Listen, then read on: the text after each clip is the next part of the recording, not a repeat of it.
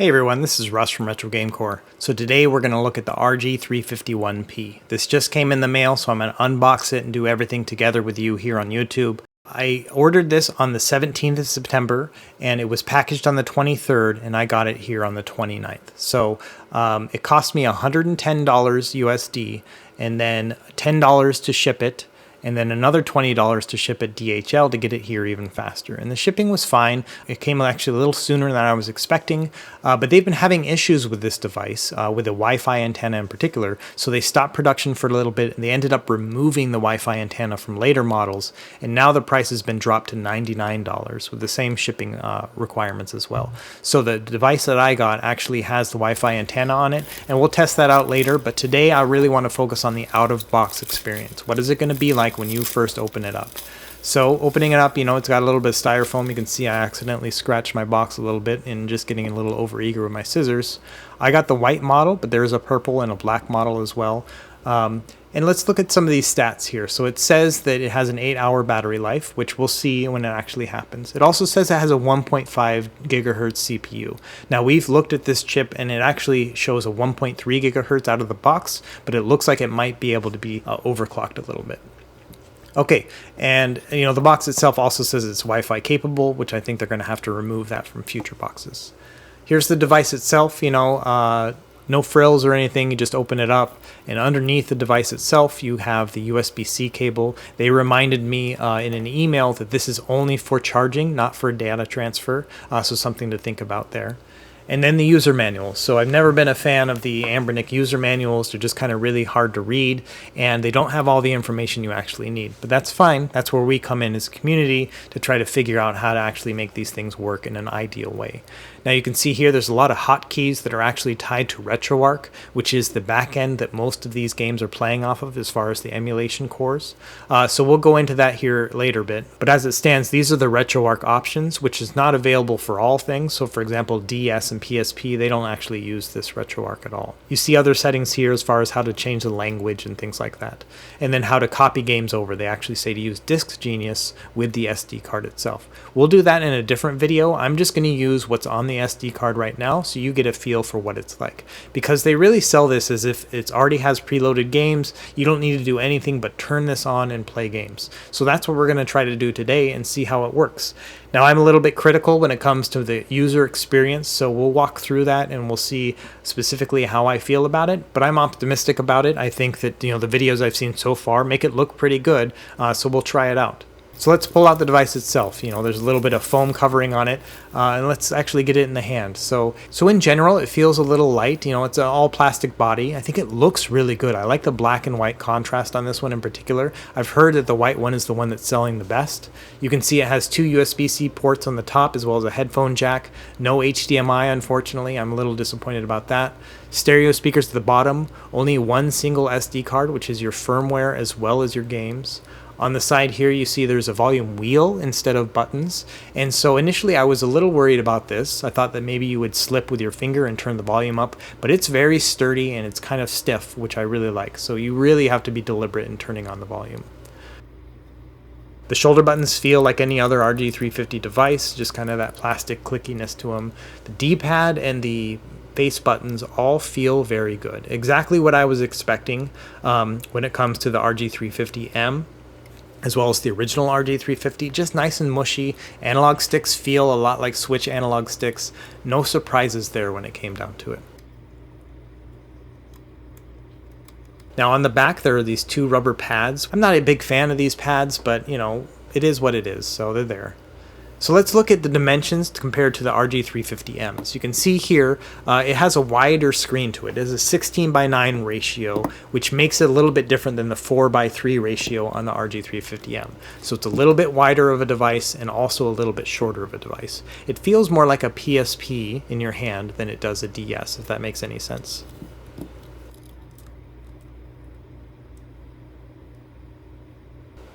Okay, so compare it with the Retroid Pocket 2, we can see they're about the same width, actually. Now, because of that widescreen ratio, which is, again, the Retroid Pocket 2 is a 4:3, this one is a 16:9, you can see it is actually a little bit different there. Now I have some worries about this screen itself in terms of the dimensions, because I think that 320 by 480 display is going to cause issues when it comes to emulating classic games. But let's focus on the buttons first. Buttons feel nice and mushy. Feels almost exactly like the 350M. Like I mentioned before, it's the same experience. But let's do my favorite thing of any of these videos, which is to pull up all the random controllers I have in my house and see which ones are most similar to the device itself. So here's a Switch Pro controller, and the D-pad on this actually is very similar. I think that the RG351 D-pad is a little bit stiffer, but otherwise I think it's almost similar, almost identical. The face buttons feel about the same as far as button travel, but they're obviously much smaller and much more squished together than they are in the Switch Pro. Now, looking at the Xbox controller and comparing the D-pads, they're not the same at all. I think the RetroArch Pocket 2 is probably similar to the Xbox D-pad, but when it comes down to it, I don't think that's a good comparison. The Wii Classic controller, so we're going back a little bit in time here, this one actually feels about the same too. The 351 D-pad is textured, so it makes it a little bit different. And then same thing here, same button travel for these Wii controllers, but they're obviously larger and more spaced out. Alright, let's keep pulling back that time travel machine. So here is a Wavebird from my Nintendo GameCube from 2002. And D-pad, I think there's no contest here. Nobody loves the Wavebird or the GameCube D-pad, but just wanted to compare them here, and obviously that's not a good comparison. The A and B buttons on the GameCube are actually very similar in terms of the amount of squishiness, and so I think that's a pretty good comparison. But what I was surprised to find is the Super Nintendo controller is actually a very good comparison when it comes to the buttons themselves, as well as the D-pad. The D-pad to me was nearly identical between the Super Nintendo and then the RG351P. They're very, very similar, and maybe that's what they modeled it after. Either way, I'm happy with that. And then, an interesting thing is there's a little bit of grittiness to the Super Nintendo controller itself. Like the plastic has some texture to it. That same texture is on the 351P. And that is not on my original 350's texture at all. Like, it is a slick kind of feeling on that machine. But the 351P has that little bit of texture to it. And I'm not sure if that's on the 350P. I don't actually own one of those. But overall, I really like that extra grit to it. It feels really nice in the hand. In terms of weight, the 351P is actually a little bit heavier than the original 350, so that was surprising to me. So let's start it up and see how long it takes to actually boot up this system. If you remember, the RG350 takes about 9 to 10 seconds to boot up from start to finish, but the RetroArch Pocket 2 takes 39 to 40 seconds. So let's see how this one performs. Okay, so about 15 seconds. So kind of a middle point there, a little bit longer than the 350, but nowhere near as bad as the Android-based RetroArch Pocket 2. So this is the interface. You basically just tab over, and this is called EmuElec, which is a version of Emulation Station made for handheld devices. And, just kind of pushing through on this, you basically pick your system and then you pick your game. But it's not perfect. So it went from Nintendo to Game Boy to Super Nintendo. That doesn't make any sense to me. And then Game Boy Color after Nintendo 64. There's a Genesis tab here, and then a Game Gear tab, but then also a Mega Drive tab. And so I tried to figure that out, and basically the Genesis tab is actually more Game Gear games, and not the same Game Gear games as the other one, which is kind of odd. So, when it comes down to it, quality control on the user interface was not perfect. But, it has most of those major systems there on there for you to try out. Okay, so going into the actual system itself, you can see here, it shows the games here. The text is a little bit large, so it gets cut off, but let's try Mario Kart DS.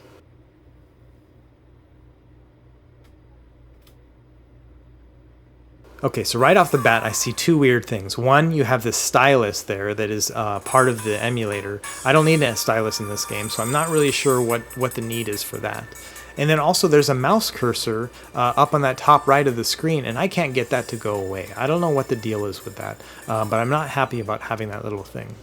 And then also you can see here that it has the nickname of Dr. DraStic, which I know from playing the RetroArch Pocket 2 is the nickname that defaults when you use the DraStic emulator, which is a paid emulator. So I'm not sure how they got on this device, but we'll dive into that in a later time. So you can see here as I'm playing Mario Kart DS, the stylus is following me around. Like it's completely unnecessary, and I've been able to hide it by, you know, like hiding it into a corner, and sometimes it disappears, but as it stands, it's not an ideal thing. Now, just to give you an idea, the L2 button allows you to switch between your two different screens, and then the R2 button actually gives you a split screen view. So that's kind of handy, having those buttons to be able to go immediately into different views. But as it stands, it looks pretty good. I think it has true DS resolution here. It's not that upscaled resolution on the Retroid Pocket 2, but it still looks true to the original console itself, which is not a bad thing. Okay, so I had a hard time figuring out how to close the game out when I was done with it. I had to consult the manual again, and it turns out it's start plus A, and that's the only way to end these games here, and that's just something you have to get used to memorizing, basically. So let's look at the EmuElec settings. So you basically hit the start button when you're in the main menu, and then you can configure all your different options. So for example, if you had a Wi-Fi chip on here, you could go and set the Wi-Fi on this. You can set the UI settings. You can change your game lists. And there's a rewind function. There's a lot here. I'm going to make guides about this eventually, but for now I just need some time to play around with it. But it's good to know that you have all of these options available to you in the user interface itself. You don't have to plug it into a computer and figure it out yourself. Okay, so one of the things you can do is actually change the skin of EmuElec, and there's only two loaded on here. You saw the native one that was already on there, and this is the second one here, and it looks pretty good too. When you go into the actual system, you can see it shows the full game there, and I'm not sure if you're able to change that to just show text, but as it stands right now, I don't really like that one compared to the other ones. So neither are perfect, and I'm sure there are plenty of other skins out there, and I know there are other operating systems out there, so there's plenty of things you can do.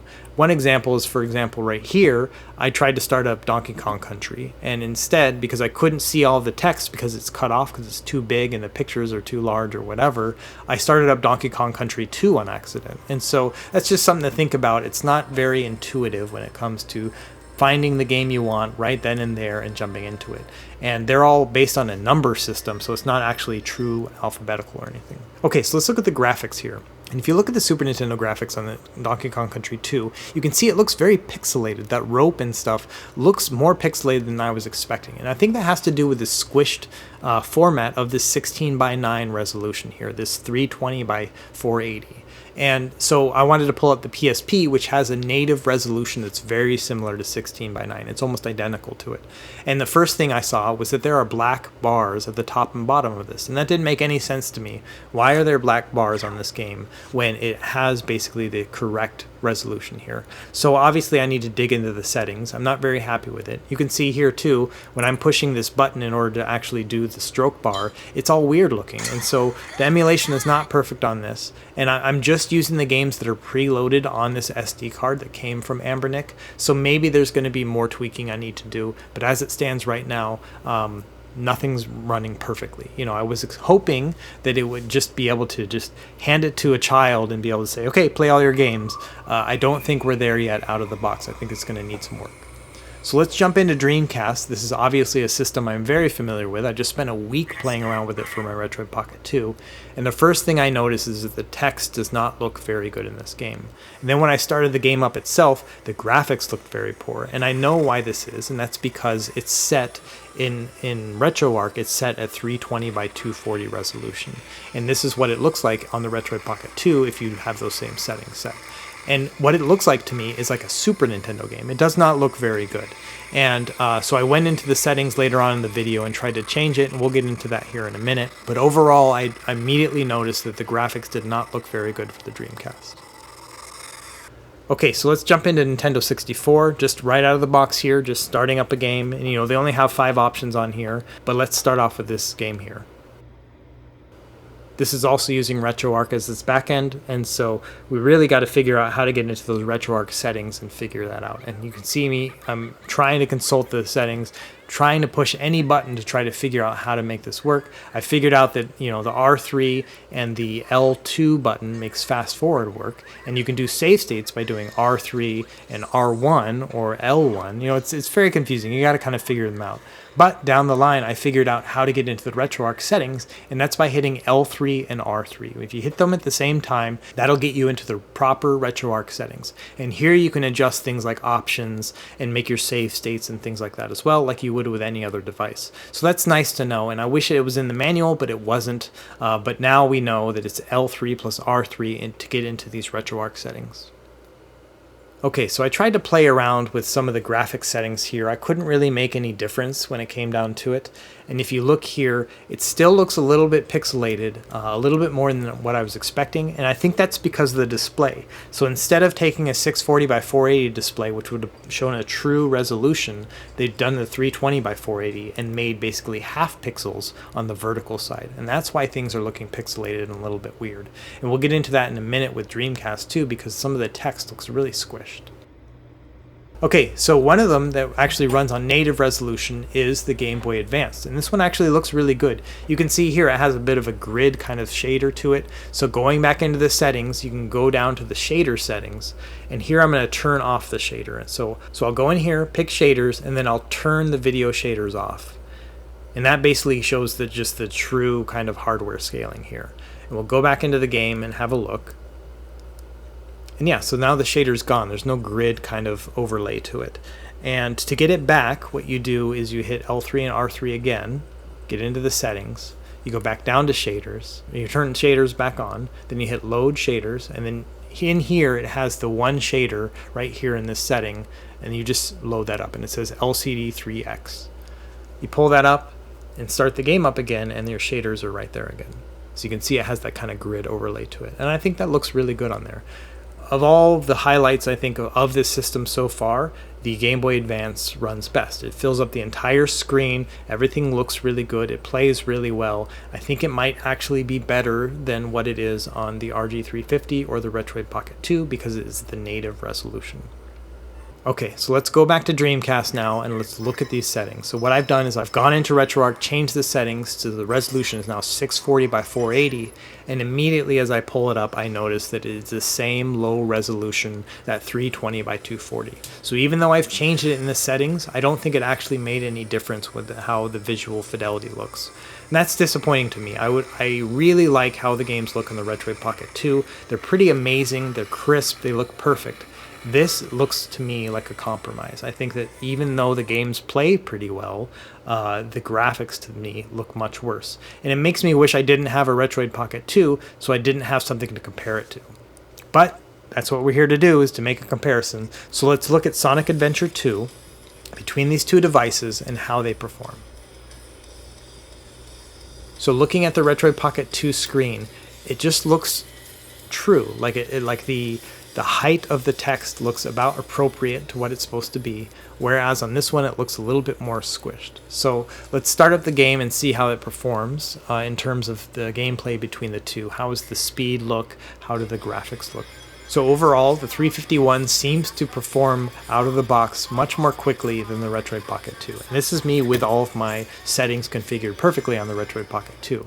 But you see here the text doesn't look very good. And it's hard to convey this on the video because in real life with the naked eye, it's very, very apparent, but it's not so much on the screen itself.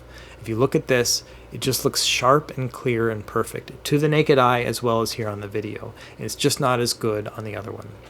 So if you look down on the bottom left, that little Sonic and the 04, the text is a little bit weird looking, right? But you can see the text on the original resolution looks very, very good. And so unfortunately, it's not the same on the RG351.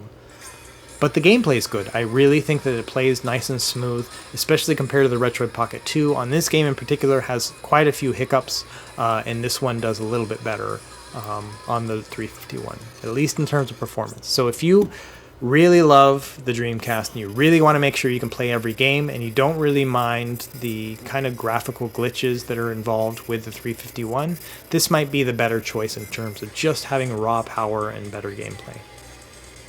And you know, one thing to keep in mind is that the 351 is very much a work in progress, right? So this is just on the base operating system. There's probably other operating systems that are going to be able to be installed here soon and other emulators we can use and whatnot as well.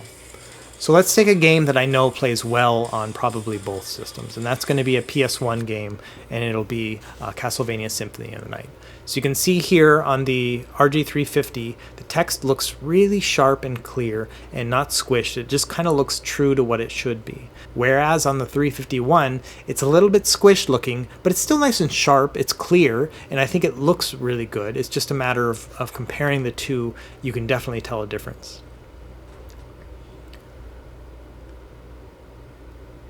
So the buttons feel the same, everything feels the same in terms of just the gameplay itself, the speed looks the same, and I think the 350 has nice sharpness to both the character as well as the screen itself, but here I think the background looks a little bit more textured than the character itself on the 351.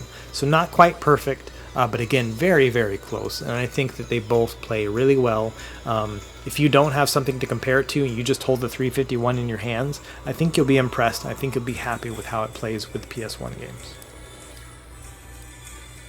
Okay, let's go back to PSP now that we know how to get into settings, and let's play around and see what's inside here. Okay, so getting into the settings, the first thing I notice is that they have frame skipping turned on by default to 1, which is kind of shady to me, right? It basically means that they are expecting poor performance and they're trying to compensate with it without letting anybody know, and they're just putting frame skip on 1. For me, frame skip should only be used when the game itself doesn't perform very well, right? It's a compromise, and so to have that compromise out the gate, to me, is a little disingenuous. But, you know, if you take it off, it actually plays really well with this game in 2D here. We'll see about other 3D games when I actually load my own games onto here and start playing things that are a little bit harder to emulate. We'll see how it actually performs, but for now, it's doing just fine with these 2D games. So let's try to get into the DraStic settings on the DS here, and this is another thing that I spent some time fiddling around with, so I'm kind of comfortable with jumping into this one. So I hit the L3 and R3 to figure out how to, get into the menu. And you can see here, it's almost impossible to navigate this menu. The text is super small, and even when you push the buttons, they're not very responsive. So this is going to take a lot of work, I think, to get right. So we'll keep working on that. I also tried to pull up Star Fox on the Super Nintendo, and despite the fact that they have over 150 games on this device preloaded, Star Fox is not one of them. And that's, it has a Super Effects chip. It's hard to emulate, so we'll have to add this one myself in the next video, and we'll see how it performs.